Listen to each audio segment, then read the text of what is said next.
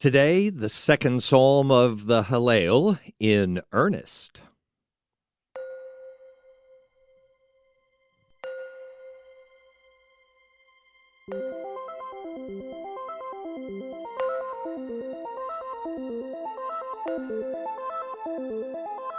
Welcome to Coffee with Creamer, where you get to sit down with our host, Dr. Barry Creamer, for a conversation about faith, life, and culture. We'll look at old ideas through a new lens, turn those culture wars on their head, and paint a picture of the way things could be. If you like your thinking deep and your coffee hot, pull up a chair. You're in the right place.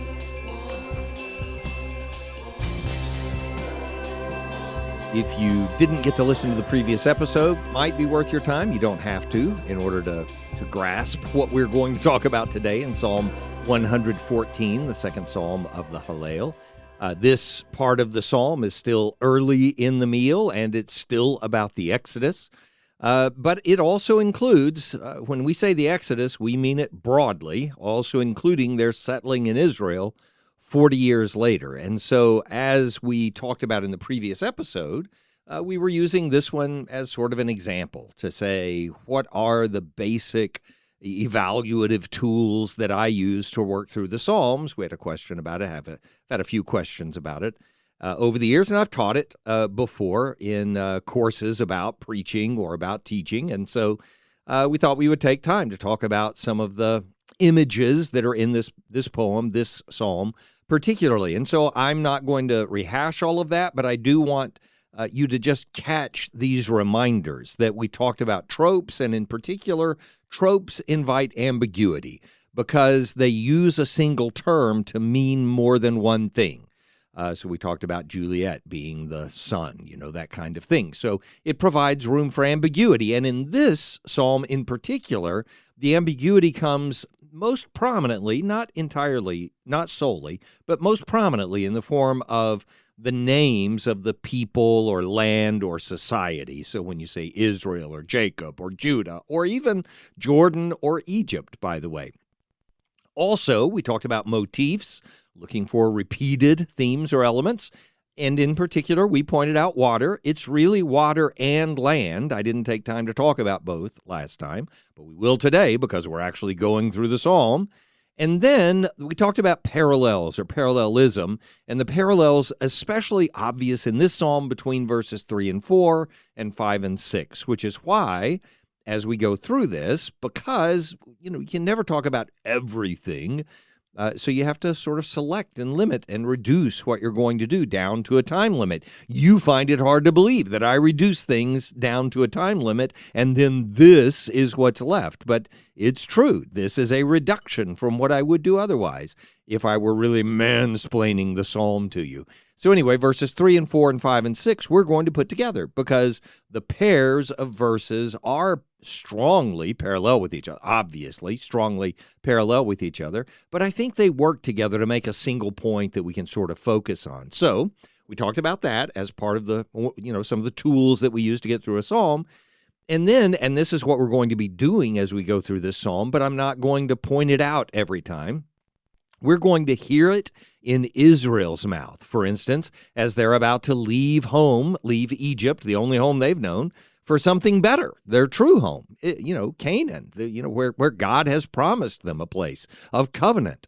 But Egypt, the place they're leaving, that's the only land they've ever known. So it's not going to be easy. Then we're going to hear it in Jesus' mouth as an example, the night before he is crucified. And remember, not only is it the night before he's crucified when he's reading this with his disciples or quoting it or singing it with his disciples, but also the next day on the cross, he himself thirsts, expresses his need for a drink on the cross, which is relevant when you're reading this psalm. And then we can put it in our mouths when we need to recall that God is our refuge also. In the good times, when it's obvious that he's our refuge, look, I'm hiding in God, everything is good. But also in the bad times, when it's obvious that we need him. And while we need him, it's least apparent that he's actually there. So all of that we are going to do as we're working through this psalm, as we described needing to do.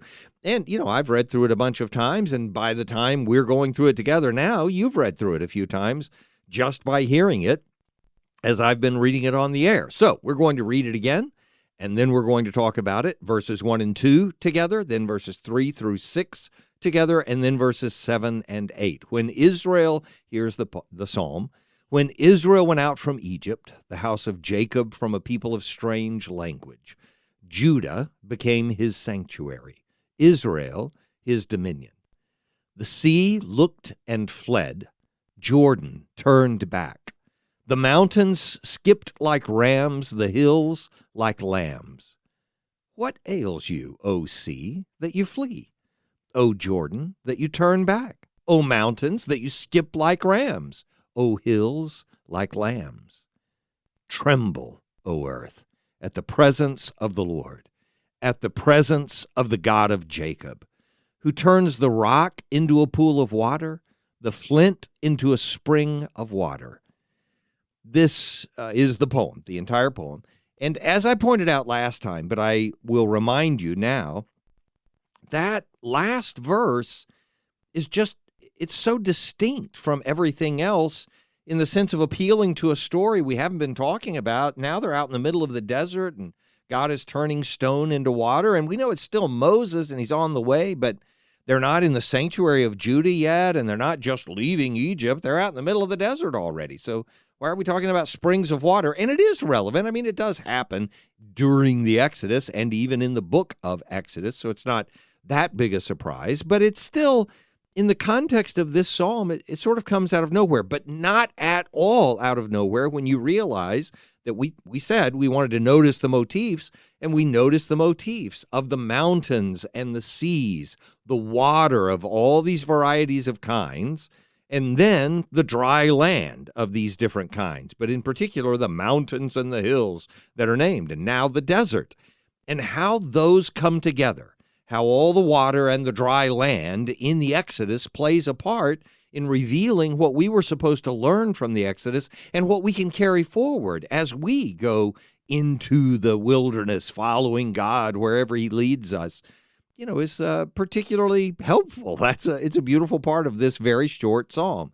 So now we take the first couple of verses together, and what he describes is them gathering up to leave Egypt. So when Israel went out from Egypt, when the house of Jacob went out from a people of strange language, Judah became his sanctuary. Israel became his dominion. I'll just remind you that in the back of our minds here, Egypt is a place that's well-watered. This is the Nile Delta for them, and the name of Egypt itself sort of points to the upper and lower parts of Egypt that are defined by their relationship with the Nile. So they're thinking of Egypt the same way we would think of the word Jordan. We might be talking about the country, but we also know the Jordan River, and it's an important part of what's going on. So in this watery context, God has been providing for them, but the other thing he's been providing for them in verse 1 is a strange language, which seems like a strange thing for God to provide. But this is the point that throughout the Old Testament, and this is even referred to in 1 Corinthians 14, when we're learning about tongues, the gift of tongues, and what on earth it means, and how it's to be practiced in the church, and all of that. And I'm not going to get into all of that today. That's a whole excursion on its own in 1 Corinthians 14. I'm just making the point that chapter about God speaking to us through strange languages or foreign tongues, that appeals to the Old Testament idea that God speaks to us with people of a strange language. And the concept is probably most clearly stated in Isaiah 28 when we realize that after, in that chapter, Isaiah 28, the one about God speaking to us precept upon precept, line upon line, and so on. In that chapter, what he says, after having condemned the drunken priests and prophets, the ones who are no good, in other words, you're not listening to my word anymore. You're not listening to the words that I give you that are so simple to understand. You're being disobedient and not caring what I'm speaking. Then Isaiah 28, verse 11, "For by people of strange lips and with a foreign tongue, the Lord will speak to his people." Now, it sounds like a condemnation, and it is in some ways. It's certainly a chastisement. You're going to be held captive in this foreign land. It becomes the precursor to each captivity that they experience when they're carried into foreign lands. This is what Isaiah 28 is giving the example of. When they're carried into foreign lands by enemies that defeat them, God is saying to them, you wouldn't listen to me in your land, so now I've allowed strangers to come into your land, take you captive, and take you back to their home where they can speak to you in a gibberish that maybe you'll listen to, which is odd that we have to hear it in a foreign tongue, but that's his point.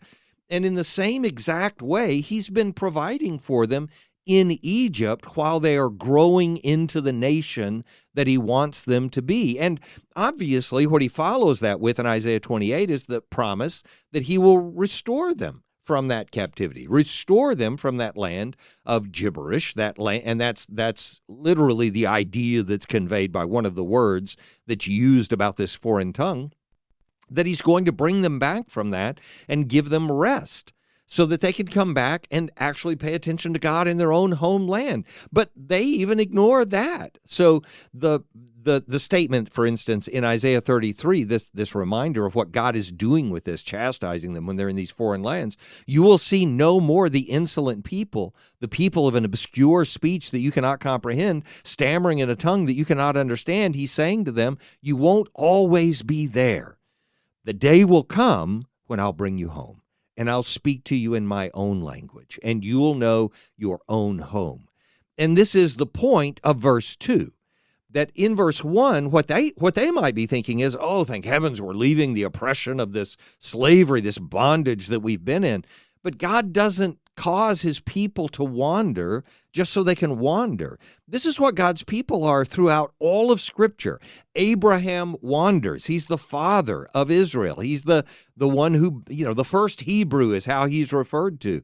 And from him all the way down through history, Israel has always wandered. Even when they find a homeland, someone comes in and causes them to wander again so that they have to return home. Someone is always occupying the land. And even when the comparison is made between those who follow Christ, Christians, the church, and Israel, the comparison is that the people of God are scattered abroad throughout the world, that we're wandering pilgrims in this land waiting for the home that will be ours. But that's the point, that even though throughout all of history, Israel has been depicted as wandering, they're not wandering so they can continue to wander. The whole idea is that God's people wander so they can arrive. And that's the point in verse 2. After he says in verse 1, when Israel went out from Egypt, the house of Jacob, from a people of a strange language. Now we're set up with the clause. What's the main sentence? Judah became his sanctuary. Israel, his dominion. Now, there's ambiguity here, and we're given space for ambiguity because of what we were talking about, the way metaphors work, the way tropes work with language. So clearly, if we only read verse 1 and then follow it with verse 2, then what verse 2 is saying, Judah became his sanctuary, Israel became his dominion. What verse 2 is saying is that when Judah, the people of God, Israel, now being referred to with this metonymy of Judah, well, this one tribe is named, but I mean all of Israel, and therefore he'll say in the second part, when Israel does it, and I mean all of my people. So that Judah, in that context, and just following verse 1, Judah and Israel are the people of God, and where they settle, the sanctuary they find, is the land that they're going to go to. So when they left Egypt, they came to Judah. They came to Israel. That became the place of their sanctuary. They weren't hiding in the Nile Delta anymore. They weren't hiding in the land of Goshen, as it's referred to.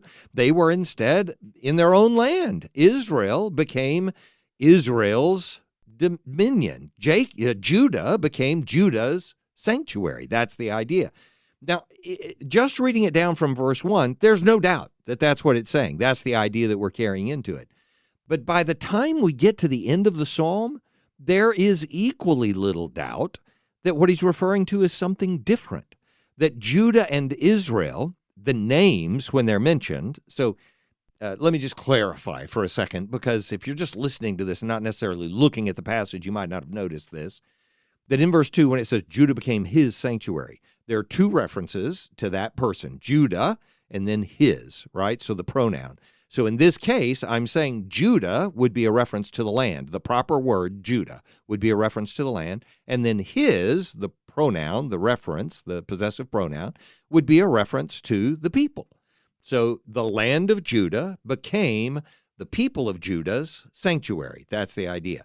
But what is possible by the end of the psalm, and I think inevitable by the end of the psalm, because there are lots of times the antecedent is not clear, especially in a poem, for a possessive pronoun in this case, for his sanctuary. Whose sanctuary? Well, if it's Yahweh's sanctuary, if it's a reference to God in some way, then Judah becomes different. Judah and Israel, they could be the land of Judah because he puts his temple there, and there are all kinds of ways that you could say it, but it wouldn't have a lot of direct connection with the psalm itself. But if Judah and Israel in this case are literally the people of Judah, the people of Israel, the descendants of those two individuals, Judah and Israel, if that's the case, then in this case, if Yahweh is the his, then the people become the sanctuary of God. And that's an entirely different flavor for the psalm. And what I'm saying to you is, I think we're supposed to read it the first way when we're starting the psalm, which is a true statement about what happens to Judah and Israel. Now, it's an oversimplified statement because the way this reads, well, the day they left Egypt, they came to Israel and they just set up shop. And that's not at all what happened. They went 40 years into the wilderness. So we recognize something happened in the middle. And I think that's what God introduces in the psalm by telling us about the sea turning back and the Jordan turning back, because that represents the 40 years. When they first leave Egypt, they're pressed up against the Red Sea and they don't know where to go. And when they go into the promised land, when Judah becomes his sanctuary, they cross the Jordan River. So it's almost like a merism. You're covering the two extremes, from the Red Sea to the Jordan River. But then the rest of it's not described at all until verse 8, the very last verse, when in the middle of the desert, God provides water for them. So you can see why I'm saying we need to keep it open. So as I said, we read it iteratively, and that means that we read it the first time and we hold a bunch of things in abeyance. We say, I think it might mean that, and then we figure out not what it really means, but what it might also mean as we read through it again and again and learn a little bit more. Okay, so we've got verses 1 and 2 down. And the main point I would carry out of that from the people of Israel as they think about it every time they say this at Passover, every time they have a celebratory meal with each other and they say this psalm, they're remembering that they don't wander so they can wander, that they wander so they can arrive. God's people wander so they can arrive. And that has an obvious bearing on us as well. We're not in the place we are right now, where we're in between, liminal. I'm committed to God and heaven is my home, but here I am in this world and things go wrong. And I know I've been raised from the dead, and yet I'm still facing death in this world. All of that wandering that goes on for us in this life is an invitation to look at a psalm like this and say, but I remember that God never sends his people on a journey just so they can get out into the wilderness and wander around. He sends them on their way in their journey so that they can arrive home. That's what he talks about in these first two verses. The next four verses, it's two pairs of verses, remember, so verses 3 and 4 and then verses 5 and 6. You can see how obviously matched up they are. The sea looked and fled. The Jordan turned back. So the sea looked and fled part, I'll read to you. Exodus 14, verse 29, the people of Israel. So this is their, pressed against the Red Sea. The Egyptians are now chasing them because they realize what they're giving up. And Pharaoh is trying to get a little vengeance on his enemies. And so he's chasing them to the Red Sea. And they're pressed against it. The army of Egypt is on one side. The Red Sea is on the other. They don't know what they're going to do. Moses says, stand still and see the salvation of your God, And all of that transpires, and what follows is the people of Israel walked on dry ground through the sea, the waters being a wall to them on their right hand and on their left.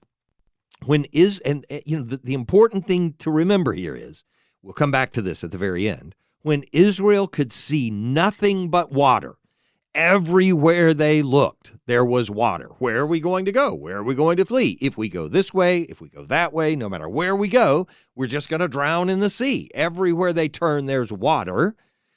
When Israel can see nothing but water, God provides dry land. This is what he does. And he does the same thing with the Jordan River. And I'm not going to dwell on it today, but throughout all of the Old Testament, this is a theme, and it's an important message.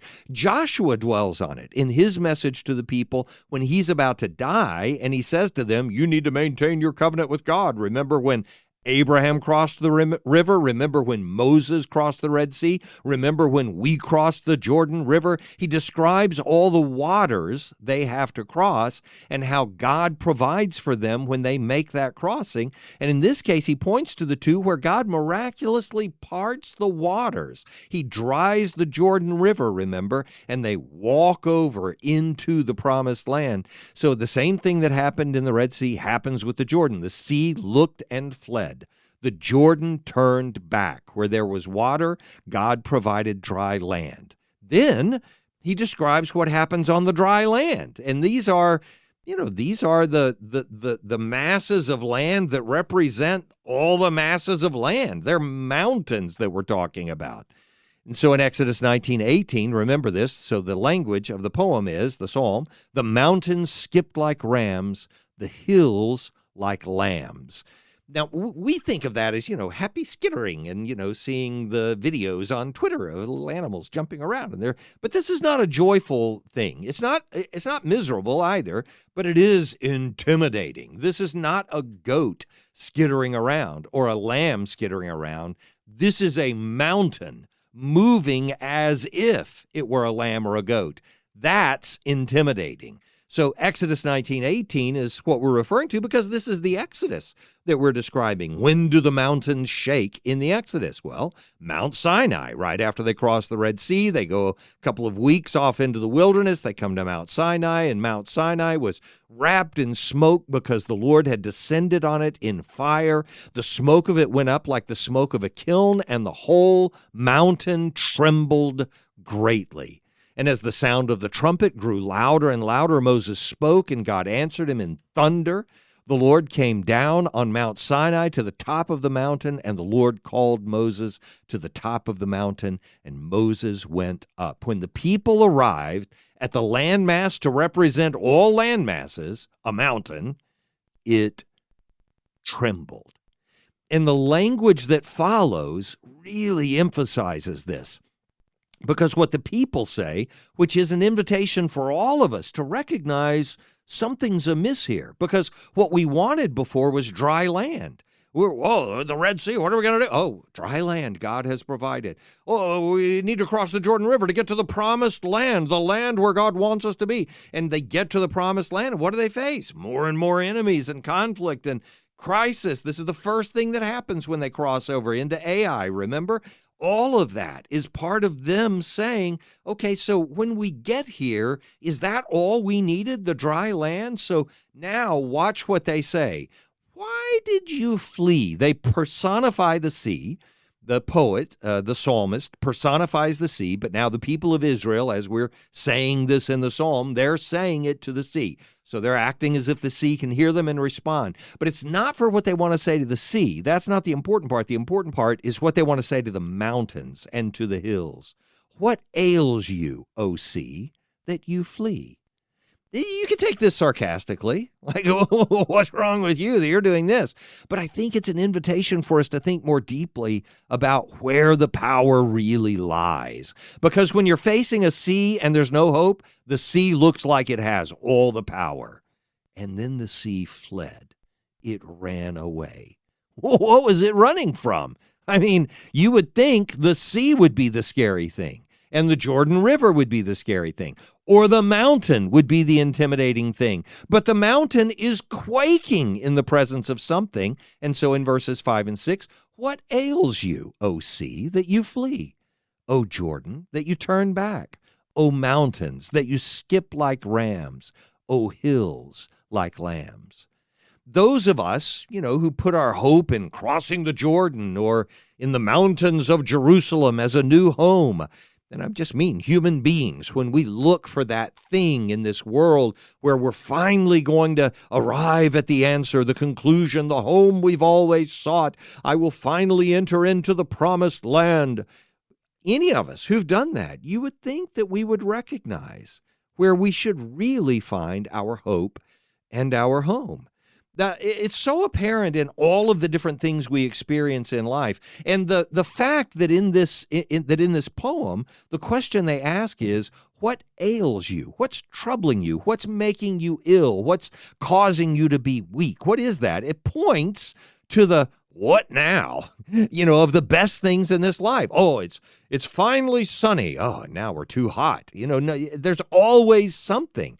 It's, you have an illness and you finally find the medicine that's going to help with, I'll use the allergies just to make it innocuous here, because all of us struggle with different things. Some people are struggling with serious diseases, and I'm not trying to pick on any of those. So I'll pick allergies, which can be severe. But in this case, I just mean, allergies to pollen, the stuff that makes us miserable because our noses run. You finally find a medicine that helps with your allergies, only to find it makes you too sleepy to go outside and face the pollen. So might as well just stay inside to begin with. The point is, in this world, you would think we would finally realize that when you find what you thought was the answer, it also contains another problem. This is the way it is with exercise. I read an article a long time ago, some health magazine of some kind or another. You can tell how bored I was in the moment. I have no idea what was going on that I would have bothered to read such a thing, but I did. And a big part of the point of it was that people who take care of themselves, they obviously end up with better health. They're doing all the stuff, eating the right food, exercising, all that kind of stuff. You know what normally knocks them off their game? What normally destroys their health in the end?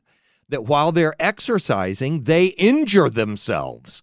That's usually the thing, which I've seen a bunch of times. I ride a bike. I know what it is for somebody to fall off their bike and break their hip or break their jaw, as a friend of mine did, or whatever it is. And it's really difficult to recover from that, because then you don't get to exercise. Then you're out of the habit, and then you lose the momentum and all the stuff. That's what this world is like, and that's what we discover in the middle of this psalm. Oh, I thought that when the sea fled, everything was good. But I realized that it's not the sea and it's not the dry land. There must be something else, because however powerful the sea might be, I need to get it. If I can just get to the Red Sea, I'll be free from eating. No, you're not. The sea itself is a problem. Whatever else goes on with the sea or the river or the dry land, the mountain or the hill, something is greater than those. Now, obviously, we know in the psalm what it is. It's God.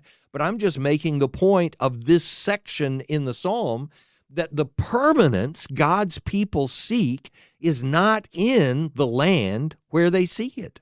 That's not where they're going to find it. And they know that now. What they're about to describe as they sing this psalm together in verses 7 and 8 is where they do find that resolution. And it's sort of in the opposite direction than what you think. Because the direction the psalm has given us so far to think about in verses 1 and 2 is, when we leave Egypt, we'll go to a better land. But now we see the land skittering like a goat or a lamb.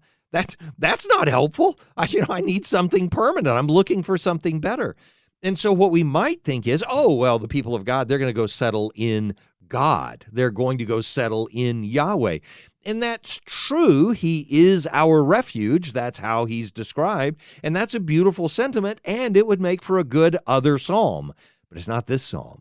The direction of this psalm is exactly the opposite as what we expect when we're reading verses 1 and 2. Let me explain what I mean.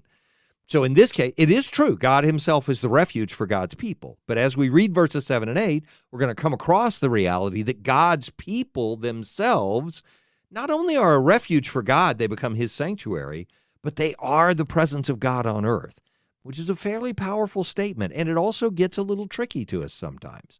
So let me read these two verses. Verse 7, tremble, O earth, at the presence of the Lord. This is what we tremble at, the presence of the Lord. But then we're more specific, at the presence of the God of Jacob. Let me give you two ways to think about hearing that language. Tremble, O earth, at the presence of the Lord, at the presence of our God, the God of Jacob, the people who are singing this psalm together. First of all, there's this repeated image throughout the Psalms, and it's clearly repeated throughout the Old Testament as well. I mean, I think of Zechariah, which I might read to you in a little bit if we have extra time. But the idea is that God rules on the mountain of Jerusalem, in Mount Zion, where God has set up his temple. That's his throne.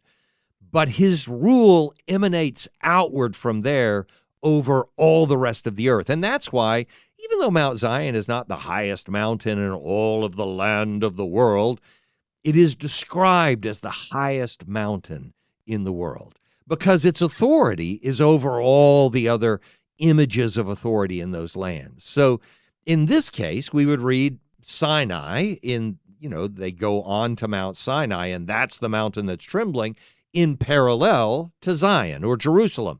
Same kind of parallel that Paul creates in Galatians, by the way, just as a note to say it's not uncommon for this to happen, that you sort of obliquely pass back and forth between different images. That's just the nature of literature. Anyway, an example of this is in Psalm 50, where it says the mighty one, the very beginning of Psalm 50, the mighty one, God, Yahweh, speaks and summons the earth from the rising of the sun, the east, to its setting in the west. Out of Zion, the perfection of beauty, God shines forth. Our God comes. He doesn't keep silence. Before him is a devouring fire. You can hear him going back and forth between Jerusalem and Sinai, even there. Before him is a devouring fire. Around him, a mighty tempest. He calls to the heavens above and to the earth that he may judge his people. But in doing that, he says this, back in Psalm 50, verse 5, "Gather to me, my faithful ones, who made a covenant with me by sacrifice. The heavens declare his righteousness, for God himself is judge." And you have that same kind of imagery in Psalm 46 and Psalm 47. It's in other places throughout the Old Testament that God is ruling from his mountain in Jerusalem as he rules from Sinai when he gives the commandments to Moses. But he rules over all the mountains and all of the earth. So that is a part of it. God himself is the refuge for his people, and he rules the earth from where he is in Jerusalem. But the other way to recognize this is this statement, "Tremble, O earth, at the presence of the Lord." We immediately run to the meaning of earth being the round globe that we all have in our office somewhere, right? So that's not the way earth is used for them. Earth is the land. That doesn't mean it's not also used to represent particular pieces of land or the whole of the occupied land of the world. It is used in all of those ways. It could be the garden, so that the mustard seed produces the greatest bush of all the land. It could be that kind of thing. That's New Testament, obviously I'm referring to, but I'm making the point. Or the land could be everywhere that anyone could possibly occupy in the world. So you can take it both ways in verse 7. "Tremble, O earth, at the presence of the Lord" could simply mean tremble this land, O land, at the presence of the Lord. At the presence, in this case, the way I'm reading it right now, you could say it, the presence of your God, the presence of the God of Jacob, that he's saying it to Israel. So if the earth is the land of Israel, then the idea of Micah 4 is what is loosely being conveyed here.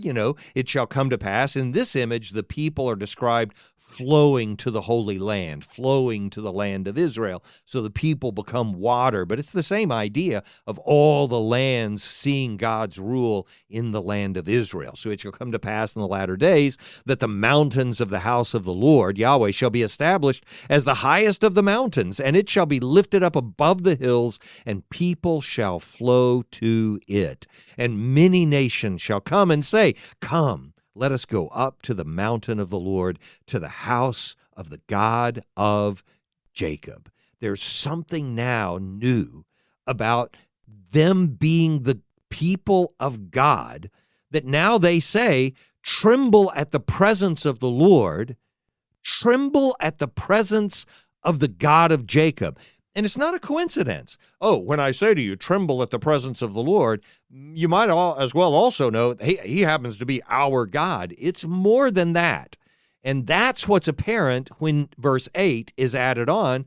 This only direct reference to what happens between the Red Sea and the Jordan River, who turns the rock into a pool of water, the flint into a spring of water. And this is that opposite direction that I'm talking about. What we expected at the beginning of the psalm is they leave the place of strange speech and find a home in the land of Israel. They find a home in a different place. But in this case, when they leave the place of a strange speech, where God was correcting them, chastising them, using the rod to bring them back to himself, when they leave the place of strange speech, they become the place where his presence is attended, where his presence is noticed, where his presence is heard and seen. So in verse 8, that's apparent because the desert, the place of scarcity, the desert becomes a place of abundance. When the people can see nothing but dry land, God provides water. Now, you may not have been listening earlier in the episode when I said it about when they were at the Red Sea, but this is a huge part of this psalm. When the people can see nothing but water, God provides dry land. When the people can see nothing but dry land, God provides water. That means what the people needed wasn't dry land, and what the people needed wasn't water. What they needed was their God. That's all. And when they have him, they have everything, no matter what they're seeing around them. Verse 8 couldn't be a more spectacular reminder of that lesson about the supremacy of God and the supremacy or ultimacy of our need for him. So when you step back into verse 7, it's not just that Yahweh is present, tremble, O earth, at the presence of the Lord. That statement by itself would be something to celebrate and a psalm worth writing. But in this psalm, it's not just that by itself. It's not just that God is present, even though that would be a cause of trembling. The point in this verse is not just that Yahweh has now claimed Jacob as his people. Oh, well, you don't belong to Egypt anymore. You belong to me now. And therefore, the nations should fear Jacob because God is their protector.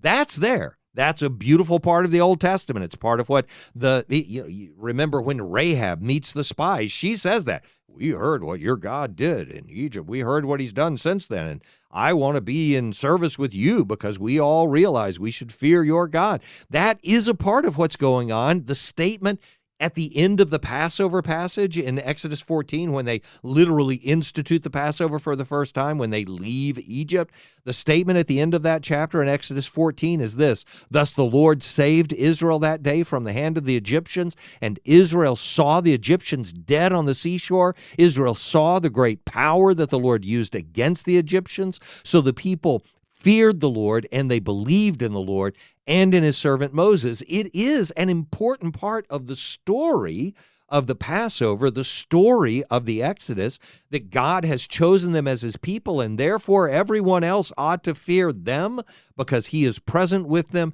and he is going to protect them. But that's not the point in this psalm. It's present, but it's not the point. The point is this, that when the world encounters the people of God, it is encountering God. Not because they became God. There's no confusion of creation with the Creator here. It's not because they become God, but because he is present in them. He's not just with them. He's not just a co-traveler. He is present with them. His Spirit indwells them, is the way we think of it now in the New Testament with the Holy Spirit. But his presence with them is inextricable. They are now his sanctuary. They have become his dominion. And let's clarify what that term means, because this doesn't come without obligations on our part. The obligations are obvious. If the Holy Spirit lives in you, holiness should be what comes out of you. And if not, we're grieving, fighting against the very Spirit of God that's in us because we were desperate for him. So it's the same way with saying, they become his dominion. Israel is his dominion because they become, and we as his people, same thing, become the evident demarcation of his sovereignty. Understand what that means. In the second half of verse 2, Israel is his dominion. That means where Israel is, that's where Yahweh's sovereignty is on display. What does that mean? It means they obey him. It means they do what he says. Where do you find God's sovereignty? Where what he wants is what's happening. So the people of God become the dominion of God when they are obeying God. That's the whole point here. And that's what the world sees in Israel. That's why when they're not obeying, he sends them out to people of strange languages so they can learn again what it means to be obedient to him, and then to be not just brought back to their land. That wouldn't have any meaning if the other part weren't attached. But to come back to the place where the world can see what it means for a people to be indwelt by God, to be indwelt by his Spirit so that when the world sees them, they see God, and to be lived in by a God they obey, so that in their activity, in their actions, in the way they treat one another and in the way they treat strangers, people see what God's presence in the world is supposed to look like. They see his dominion. So tremble, O earth, at the presence of Yahweh. That's why they tack this on, at the presence of the God of Jacob. Not just at the fact that there is a God of Jacob. You are, because you are seeing us, in the presence of the God of Jacob. This is what Jesus is communicating when in Matthew 25, he's not talking randomly about a variety of people being put in prison or a variety of people being hungry. He's talking about his children, his brothers and sisters, his disciples, his followers being treated this way. And this is what he says about it. When this happens with my people, this is what he says about it, Matthew 25. For I was hungry and you gave me food. I was thirsty and you gave me drink. I was a stranger and you welcomed me. I was naked and you clothed me. I was sick and you visited me. I was in prison and you came to me. And the righteous, they come to him and they say, Lord, when did we see you hungry and feed you, or thirsty and give you drink? When did we see you a stranger and welcome you, or naked and clothe you? And when did we see you sick or in prison and visit you? And the king will answer them and say, truly I say to you, as you did it to one of the least of these my brothers, these are his people, you did it to me. I know the language can be taken metaphorically, and I think it is. I think it is a very powerful metaphor, but it's a metaphor we're supposed to recognize without quibbling. We're supposed to take it as it is, that when we are acting as God's people, when his presence is obvious in us, then the world encounters God in his people. And so we would say this, and I'm driving to the close here, when his people attend to that presence, when they listen to his voice, when they don't have to be sent to a people of strange language in order to learn obedience again, when they're listening to his voice. So when his people attend to his presence, then they have everything. In the face of an overwhelming pursuing adversary, when the Egyptians are chasing them out of the land because they're leaving the land, they have an overwhelming flood, this dangerous thing, a flood, the waters on both sides of them that separate them from destruction. Exactly, by the way the flood delivers Noah from the destruction of the world around him. The water and land imagery in this poem, in this psalm, is just clearly saying, when we have Yahweh in the desert, they have water. In the sea, they have dry land. So let's pay attention to the presence of God in us, the presence of God in the world through us, and the reality that because he is present, everything else we need is already here. when we're paying attention to the presence of God, when we're paying attention to the words of God, then the world finds in us what they are seeking, and we find in Yahweh what we are seeking.